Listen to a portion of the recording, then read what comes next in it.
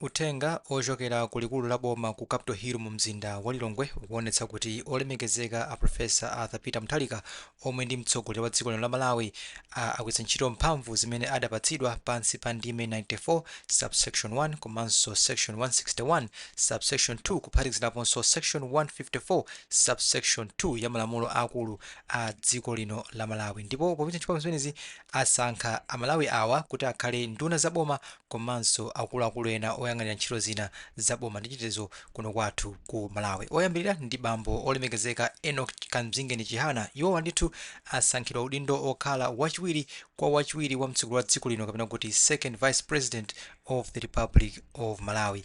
Olemekezeka George Chapatula Chaponda amenenso ndi phungu wa nyumba ya malamulo asankhidwa kukhala nduna yozoona mabala akunja kapena kuti minister of foreign affairs mu Chingerezi.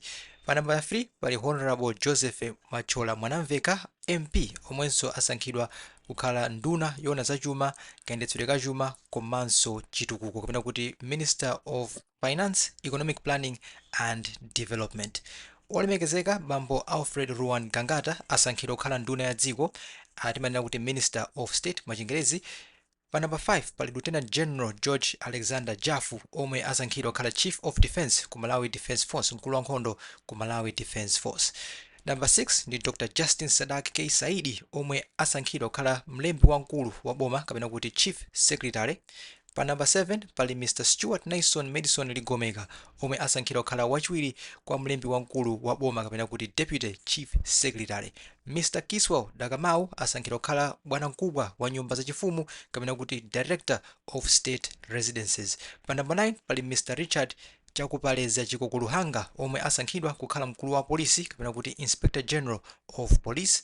Pa namba 10 pali Mr. Stein Bamus Chaima omwe asankhidwa kukhala Deputy Inspector General of Operations ku polisi. Ndipo omalizira pa list imeneyi ndi Mr. Mlowa Noel Kaira amene asankhidwa kukhala Deputy Inspector General of Police or Administration. Akuti ma appointments amenewa they are with immediate effect, kunena kuti anthu amenewa ntchito zawo ayamba kugwira pompano.